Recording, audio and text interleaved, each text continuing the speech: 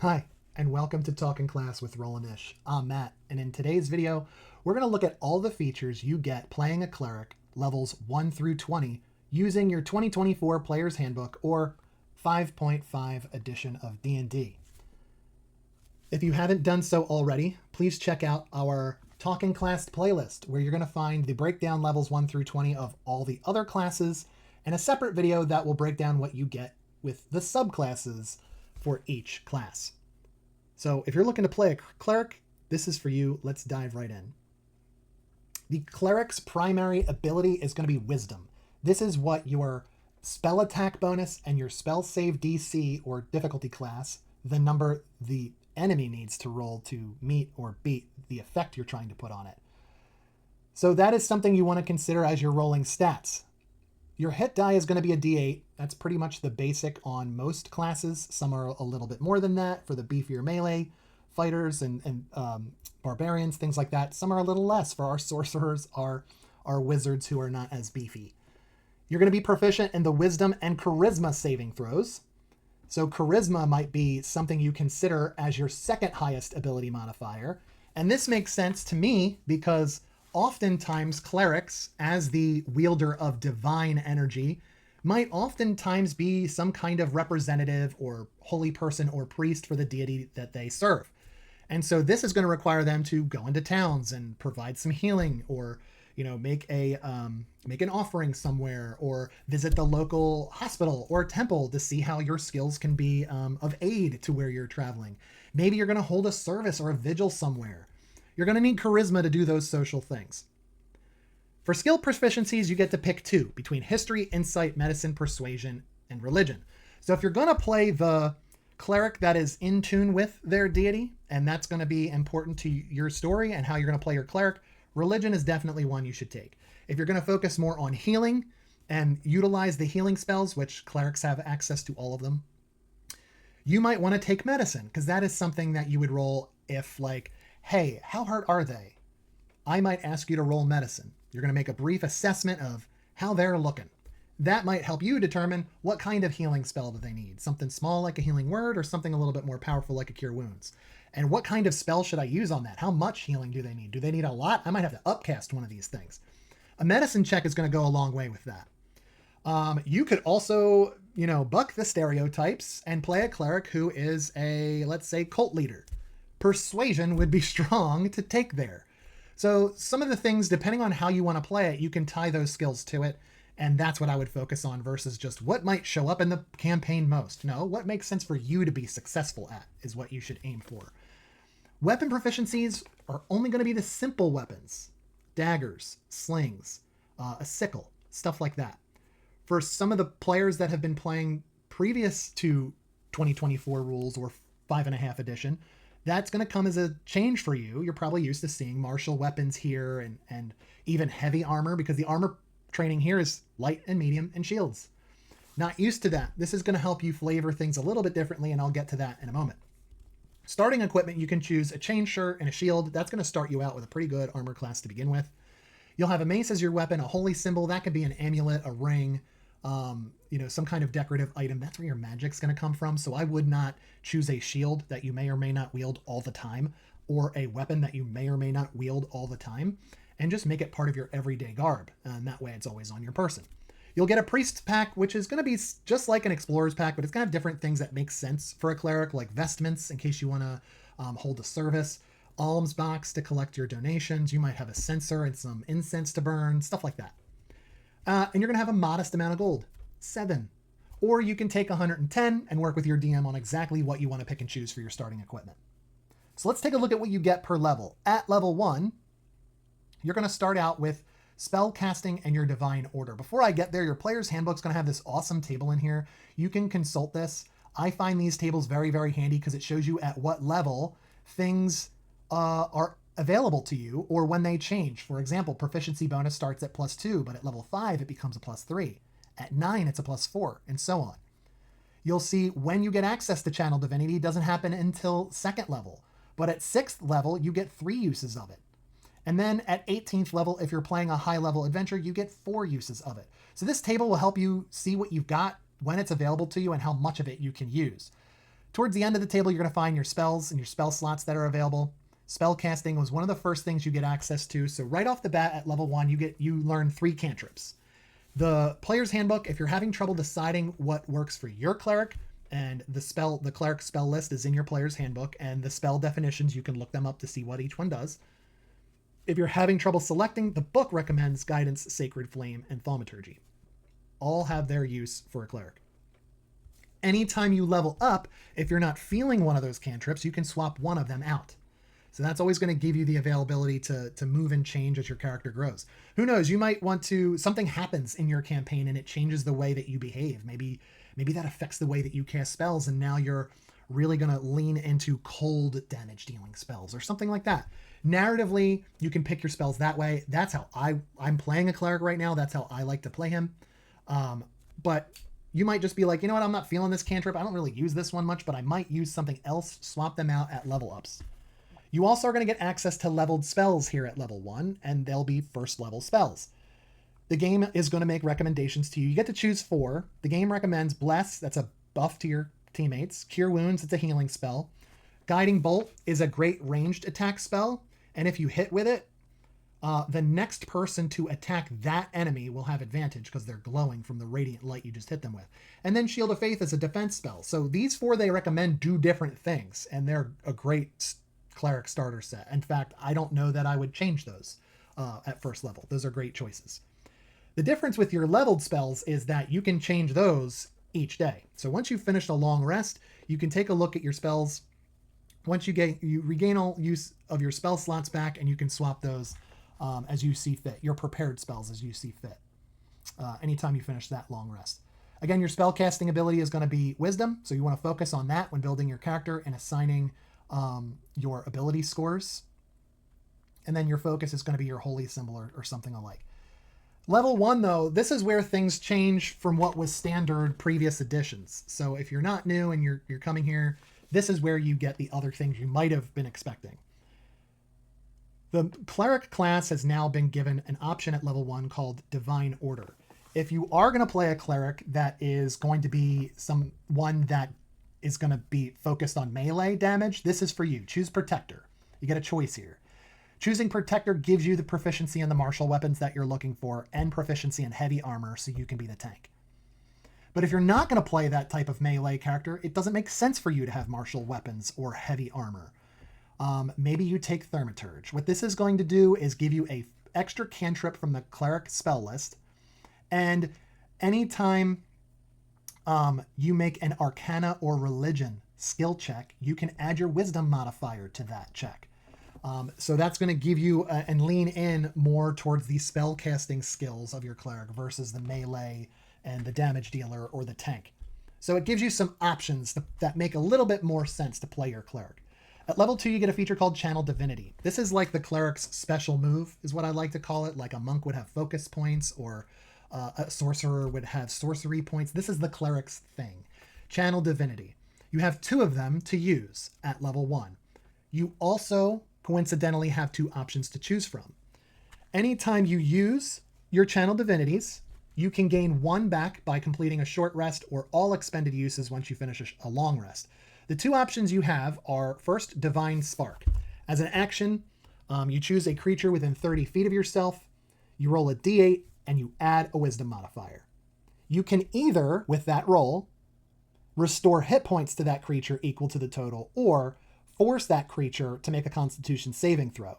If they fail, they take the full damage you just rolled as necrotic or radiant damage, your choice. And if they succeed on that Constitution saving throw, they're going to take half damage.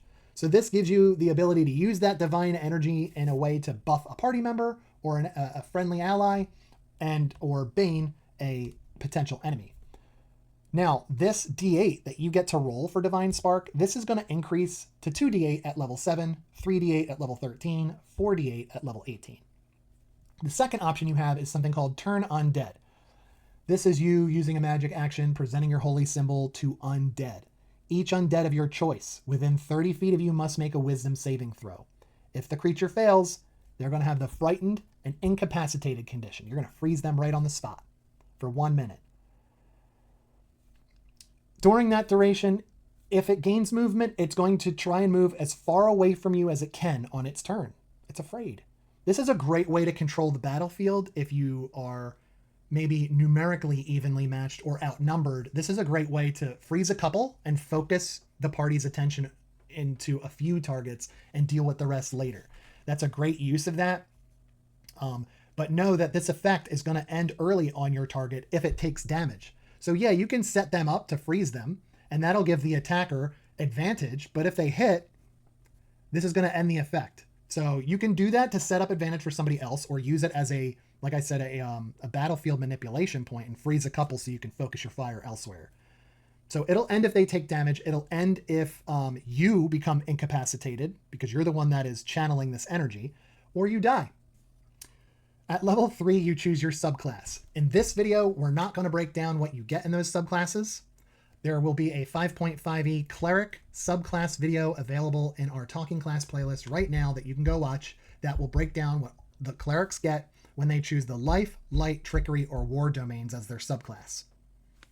At level 4, and I'll just say it right now, and again at levels 8, 12, and 16, you are presented with an option of an ability score improvement or a feat. This means you can take one of your ability scores and increase it by 2, or take 2 of your ability scores and increase them by 1. Or if your DM allows, you're going to choose a feat. So make sure that you talk to your DM about which list you're allowed to choose from. Obviously, you would not be picking an epic boon feat at level 4, but hey, to each their own. But that's what you're going to be doing. Either increasing your ability scores, which would impact your modifiers going up, which means those are going to give you higher chances of success because you're growing as an adventurer. Those happen there at level 4, 8, 12, and 16. Just know that when you increase a modifier but to an even number, that's when the modifier changes. So, for example, if your ability score is a 10, your modifier is 0. But if you increase it to 12, the next even number, it becomes a +1. Increasing to 13, it's still a +1. But increasing to 14 makes it a +2. So anytime it goes up to the even number, that's when the modifier increases. So if you're looking to take an ability score improvement, take a look at your modifiers. What are they? Because you might increase them, but they might not change here. It might take you another attempt at level 8 or 12 to increase them again to get them to move up. So it's all just a matter of what you're trying to increase there, what your motivation is. Do you want your scores to be higher, or do you want a special feature like something that you're provided in a feat? Think it over. At level 5, you get Seer Undead. Okay, so remember Turn Undead? That was a Channel Divinity feature you get at level 2. Okay, this says whenever you use that at level 5 or beyond, you can roll a number of d8s equal to your wisdom modifier. All right, so let's say your wisdom score is an 18. Your modifier is a +4. You can roll 4d8. That's what that means. So you're going to roll them, add it all together. Each undead that fails its saving throw against your use of Turn Undead is immediately going to take radiant damage equal to the roll you just made. And that damage does not affect the turn, the Turn Undead feature. Because remember, Turn Undead ends early if the creature takes any damage. This says that creature is going to take that damage and it's not going to affect that. So you could describe it as they take the damage first and then they become held by your Turn Undead. So think about that. At level 7, you get a feature called Blessed Strikes. You gain one of the following options of your choice. Divine Strike. This means on each of your turns, when you hit a creature with an attack roll with a weapon, not your spells, you can cause the target to take an extra d8 of necrotic or radiant damage, your choice. That's great. So if you're a melee, you're building your cleric for melee, every time you hit, you now get to deal an extra d8 of damage, necrotic or radiant, your choice. Awesome. You could opt to go spellcasting, because remember, you might not be building your cleric for combat. You might be the spellcaster, and if that's the case, you might want to choose potent spellcasting. This means you get to add your wisdom modifier to any damage you deal with a cantrip, not a leveled spell. So cantrips, it's usually just roll these dice, or roll this one dice. Now you're going to be able to add your wisdom modifier. So if your wisdom modifier is a +4, you can add that to the damage. It's going to give your cantrips a little bit of an extra oomph. And I think that's a great option for you if you're going to be the spellcasting cleric. At level 10, you get something called Divine Intervention. This is you reaching out to your deity or your pantheon to intervene on your behalf. Here's what happens. You use a magic action to cast any cleric spell of 5th level or lower that is not a reaction. So it could be an action or a bonus action spell. As part of the same action you take to cast it, you cast without expending a spell slot or needing material components if you are utilizing that. And you can't use this feature again until you finish a long rest. So that's like a free high-level spell slot just because. I will take every free spell slot I can as a cleric. You cleric mains out there know that. You're always hoarding some for healing. To be able to do something with this and not use a high-leveled spell slot is just nice. At level 14, you get improved Blessed Strikes. Remember Blessed Strikes? Divine Strike or Potent Spell Casting? At level 14, they grow. The extra damage of your Divine Strike increases to 2d8. Potent Spell Casting, when you cast a cleric cantrip and deal damage to a creature with it, you can give yourself or another creature within 60 feet of you temporary hit points equal to twice your wisdom modifier. So again, if your wisdom modifier is a +4, or at this point at level 14, it might be a +5, twice your wisdom modifier is 10. To be able to give out 10 temporary hit points to yourself or another creature within 60 feet, that's a pretty nice shield to give out just for having this. And remember, you already have this cantrip that you're casting. You're already adding your modifier to that to deal extra damage. Now you can also give out those temporary hit points. So don't forget what your feature does because it grows. So it becomes even better. Now, if you're playing a high-level combat, first you should always ask your DM if you're playing in a campaign, what level are we going up to? Because that'll impact what I'm playing at least. There are certain things in certain classes I really want to play. A lot of them are high level.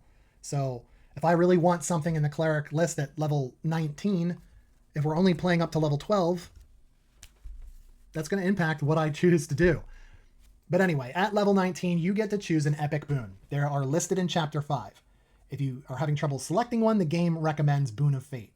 Boon of Fate is awesome. What it does is allows you to increase your ability modifier by 1 point, up to a max of 30. So if you've already got something maxed out, you can take it a little bit higher now. Second, you can, anytime you see a D20 test roll, anyone within 60 feet of you, whether they succeed or fail on that D20 test roll, so skill check, attack roll, saving throw, you can roll 2d4.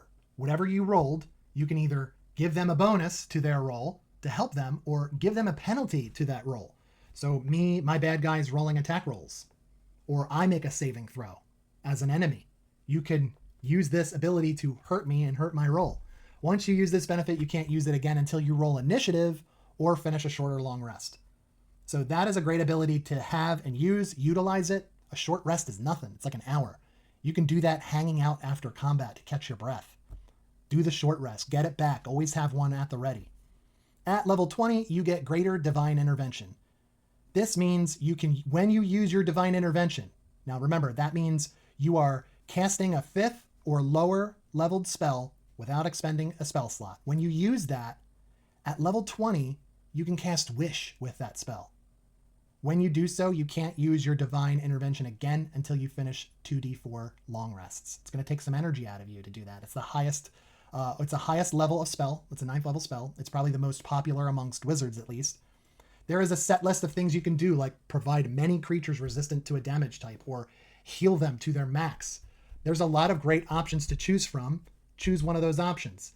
If, and only if, your DM allows it, you can choose something else for that wish, but you have to consult your dungeon master with it. Don't get yourself all excited about something. I'm going to homebrew this, and this is what I'm going to do with my spell. And then your DM's like, I'm not doing that. If you're going to pick something that is not in there, and the spell does say, like, hey, you can pick something else, but you got to work with your DM, I'm going to stress that and tell you that too. But when people do use that spell and think of things that are not listed there, there have been some great moments, even at my tables, using the wish spell in such a way. It can create a lot of great moments. But rightfully so, it's going to take a while for you to recover from that. Okay, friends, that is the Cleric and what they get levels 1 through 20. Please like and subscribe, comment. By doing so, it's going to put this video in front of more people who are looking to learn how to play, people who are looking for more D&D content or another opinion. So please do that. Again, check out our 5.5e Cleric subclasses video to see what you get at level 3 and beyond when you choose the Life, Light, Trickery, or War domains as your subclass. I hope you have a lot of fun building your Cleric. Cleric is a great class to play. And until next time, you have fun, and we'll see you at the table.